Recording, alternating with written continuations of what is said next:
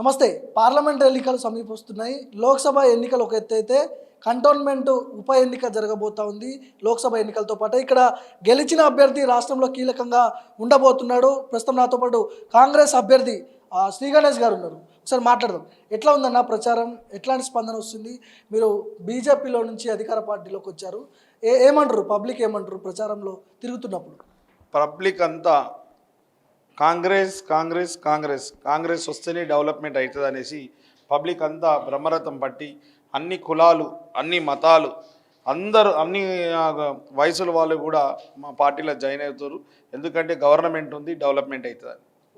అంటే అధికార పార్టీ గతంలో కేసీఆర్ ఉన్నప్పుడు లాస్యానందిత సాయన్న వీళ్ళందరూ కావచ్చు, ఆ టైంలో డబుల్ బెడ్రూమ్ విషయంలో స్కామ్ జరిగింది, ఏదో గోల్మాల్ జరిగిందనే చర్చ వచ్చింది.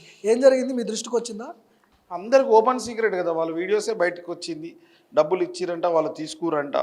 మనం ఇస్తాప్పుడు చూడలే, తీసుకుంటప్పుడు చూడలే. వాళ్ళు ఇచ్చిన చెక్కులు వాళ్ళ వీడియోల ద్వారానే మనకు అర్థమైంది. వాళ్ళందరూ ధర్నాలు కూడా చేసిరు మొన్న. వాళ్ళు తీసుకున్నది నిజమే అనిపించింది, వీళ్ళు ఇచ్చింది నిజమే అనిపించింది. కానీ నేను మాత్రం మీ మీడియా ద్వారా ఆ డబుల్ బెడ్రూమ్కి ఉన్న విషయాలన్నీ చెప్పదలుచుకుంది ఏంటంటే, నిజమైన అర్హులకు మాత్రం ఇప్పుడు ఇమీడియట్గా ఎలక్షన్ కాగానే ఎవరెవరైతే ఉన్నారో గత 3-4 సంవత్సరాల నుంచి వాళ్ళు ఎక్స్పెక్ట్ చేస్తురో వెయిట్ చేస్తూ ఇది రావాలని, వాళ్ళకి రాలే కాబట్టి వాళ్ళకందరికీ ఇప్పించే బాధ్యత నేను తీసుకుంటాను. మిగతాది ఇప్పుడు డబ్బులు ఇచ్చిరని ఎవరైతే ఉందో కరెక్ట్గా నిజమైన ఆ డబ్బులు ఇచ్చిన అర్హులు ఎవరో చూసుకొని వాళ్ళకు కూడా ఇందిరమ్మ ఇల్లులు కేటాయిస్తాం. బీఆర్ఎస్ నుంచి అదే కుటుంబానికి చెందిన నివేదిక ఆమె బరిలో దిగుతున్నారు. ఫైట్ ఎవరెవరికి ఉండొచ్చు? ఫైట్ గతంలో బీఆర్ఎస్ పార్టీ కంచుకోటగా ఉంది. ఇప్పుడు మీకు బీజేపీకా, మీకు బీఆర్ఎస్కా పోటీ? ఇప్పుడు మాకైతే మాకేమనిపిస్తుంది, మెజారిటీ మీదనే ఫైట్ అనిపిస్తుంది. ఎందుకంటే చాలా మట్టుకు ఏమంటున్నారంటే మళ్ళీ అదే కుటుంబమా, తండ్రి తర్వాత బిడ్డ, బిడ్డ తర్వాత ఇంకో బిడ్డ అంటే మొత్తం పరంపర ఇచ్చే సిస్టమ్ కాదు కదా ఇది. ప్రజాస్వామ్యంలో ప్రజల మధ్యలో ఉన్న వ్యక్తి ఎవరు, ప్రజలకు ఎవరు మంచి చేస్తారని చూసి అవకాశం ఇస్తారు. ఇట్లా అంటే ఇట్లా కుటుంబంలో ఏమైనా జరిగినప్పుడు అందరికి అవకాశం ఇస్తే డెవలప్మెంట్ కాదు. ఎందుకంటే ఒక కుటుంబమా, కంటోన్మెంట్లు ఉన్న కుటుంబమా అన్న విధంగా ఈరోజు మా దగ్గర ఎలక్షన్స్ ఉన్నాయి.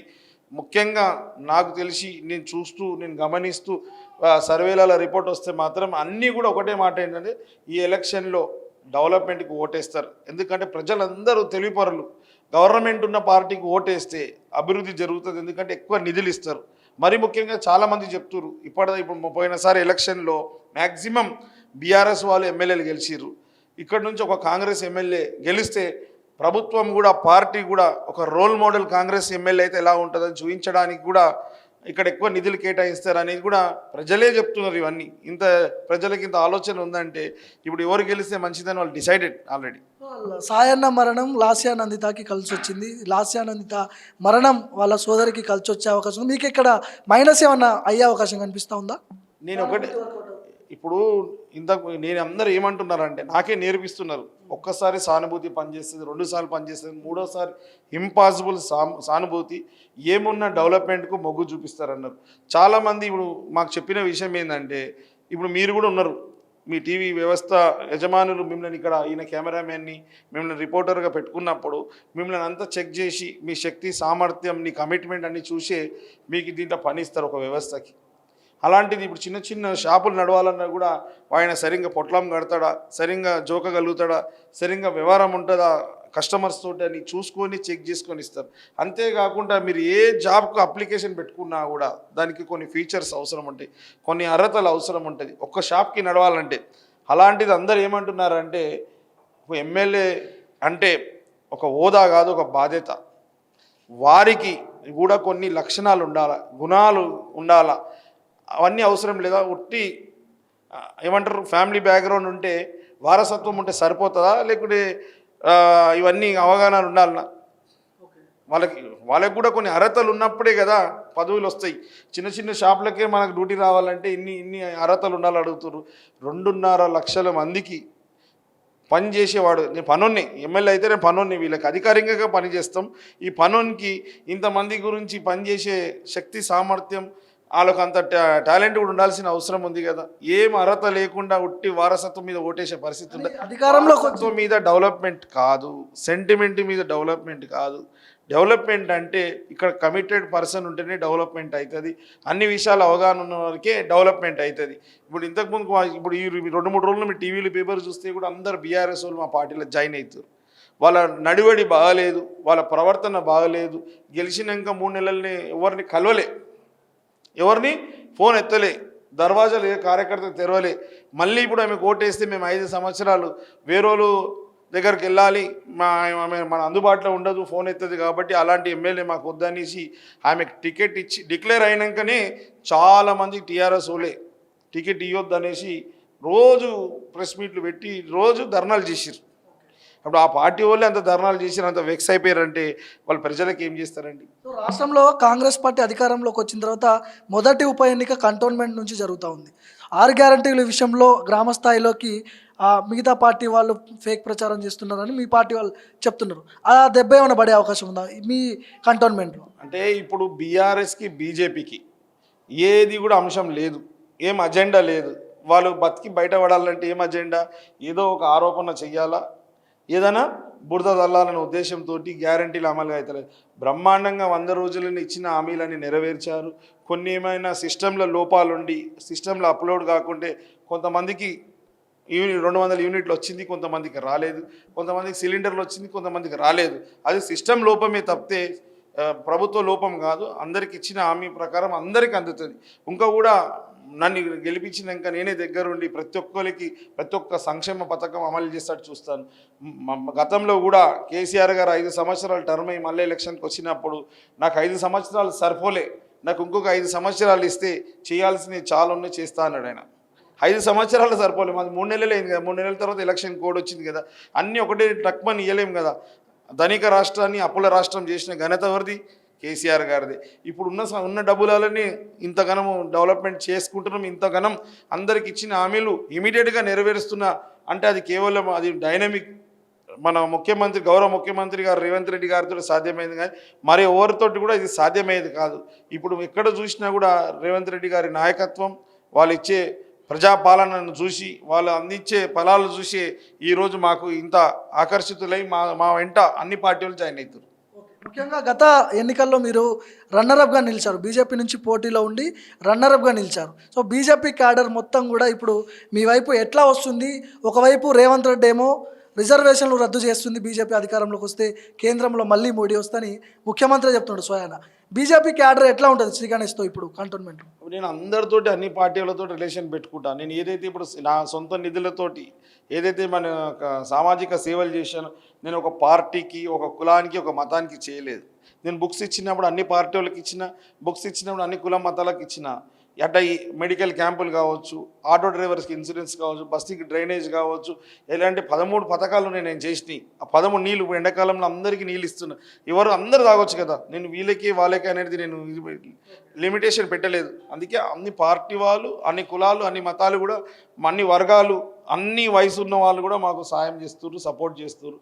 మరీ ముఖ్యంగా ఈరోజు మన అదృష్టం ఏంటంటే మన ఎంపీ గారే, మన ముఖ్యమంత్రి గారు, వారికి స్థానిక సమస్యలు అన్నీ తెలుసు.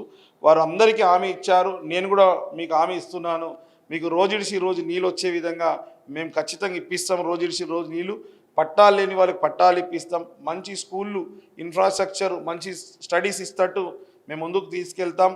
మీకు స్పోర్ట్స్ స్టేడియంలు కట్టి మంచి క్రీడాకారాన్ని ప్రోత్సహిస్తాం. మహిళా ట్రైనింగ్ సెంటర్లు ఏర్పాటు చేసి, మహిళా భవన్లు కట్టి మహిళా ట్రైనింగ్ సెంటర్లు ఏర్పాటు చేసి మీరు కూడా సాధికారిత గురించి బిజినెస్ ఉమెన్స్ అయ్యే విధంగా ప్రభుత్వం నుంచి వచ్చే నిధులన్నీ తీసుకొచ్చి ఆ కార్పొరేషన్ లోన్స్ అంతా ఇప్పించి బ్రహ్మాండమైన మీరు కూడా డెవలప్మెంట్ కావచ్చు. గతంలో ఎప్పుడు లేని విధంగా రానున్న రోజుల డెవలప్మెంట్ ఉంటుంది. నన్ను నమ్మండి, నాకు ఒక అవకాశం ఇవ్వండి. ఖచ్చితంగా మీ నమ్మకాన్ని వమ్ము చేయకుండా చెప్పింది చెప్పినట్టు చేసి చూపిస్తా. ఒకవేళ నేను డెవలప్మెంట్ చేయకుంటే మళ్ళీ జీవితంలో మిమ్మల్ని ఓటాడుగా. మీరు ప్రచారంలో తిరుగుతున్నప్పుడు ఎట్లాంటి సమస్యలు మీ ముందుకు తీసుకొస్తున్నారు?